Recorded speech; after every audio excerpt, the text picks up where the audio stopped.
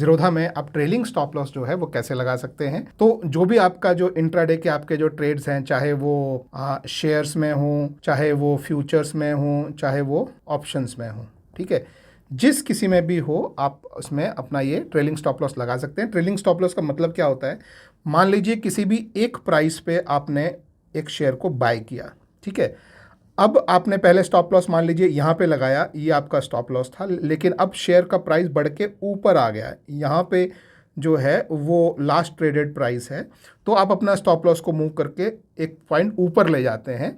तो अभी आपका स्टॉप लॉस, अगर ये प्राइस गिर के बाइंग प्राइस पे आएगा यहाँ पे, तो आपका स्टॉप लॉस यहाँ एग्जीक्यूट हो जाएगा। मान लीजिए ये प्राइस जो है वो चढ़ के और ऊपर चला गया यहाँ पे, तो अब आपका ये जो स्टॉप लॉस यहाँ ले गए थे, इसको आप और चढ़ा के और ऊपर ले जाएंगे यहाँ पे, ठीक है। तो अभी प्राइस यहाँ है और स्टॉप लॉस आपका यहाँ है।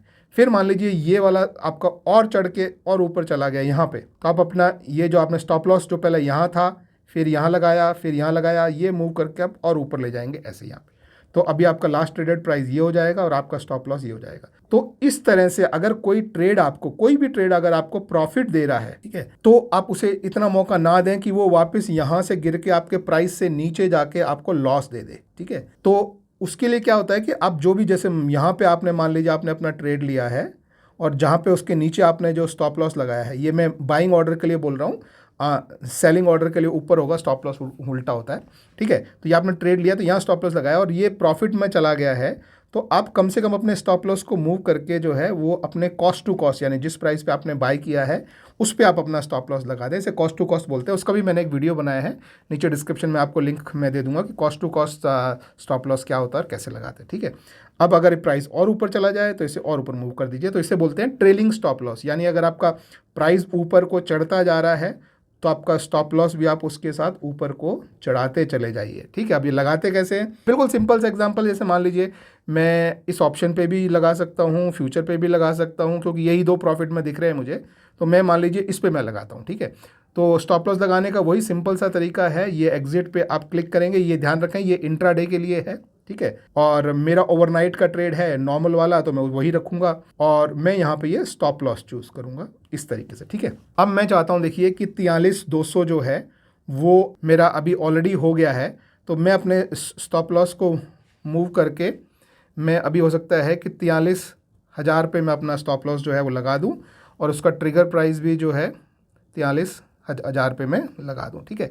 तो मान लीजिए ये मैंने अपना पहला स्टॉप लॉस जो है वो इस तरीके से लगाया है, ठीक है। तो ये आपका नॉर्मल स्टॉप लॉस हो गया। ये आपको ट्रिगर पेंडिंग दिखेगा क्योंकि वो एग्जीक्यूट नहीं हुआ है, यानी अभी ब्रोकर के पास ही पड़ा है, ये एक्सचेंज के पास अभी नहीं गया है, ठीक है। तो ये इस तरह का आपका नॉर्मल होगा। अब मान लीजिए कि ये प्राइस थोड़ा सा बढ़ के ऊपर चला गया, ठीक है। मान लीजिए जब मैंने स्टॉप लॉस लगाया था तो 43,100 था, ऐसे मान लेते हैं, ठीक है। और अब मान लीजिए कि ये शेयर का प्राइस बढ़ के 43,200 हो गया है, राइट।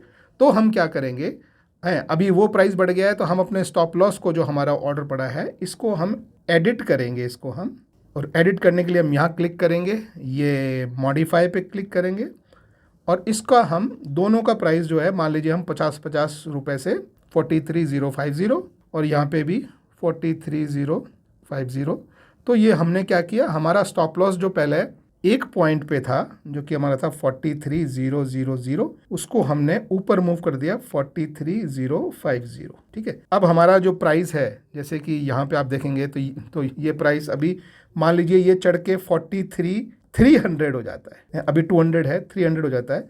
तो हम क्या करेंगे, हमारा जो स्टॉप लॉस प्राइस है उसको भी 100 रुपये से हम ऊपर चढ़ा देंगे। तो उसके लिए हमको फिर से जब भी वो इस तरह का मूवमेंट आए तो आप अपना इसको मॉडिफाई करें और इसको मैं यहाँ से 100 पॉइंट ऊपर ले जाके यानी 150 कर दूंगा और इसको भी मैं यहाँ से 100 पॉइंट ऊपर ले जाके 150 कर दूंगा, ठीक है।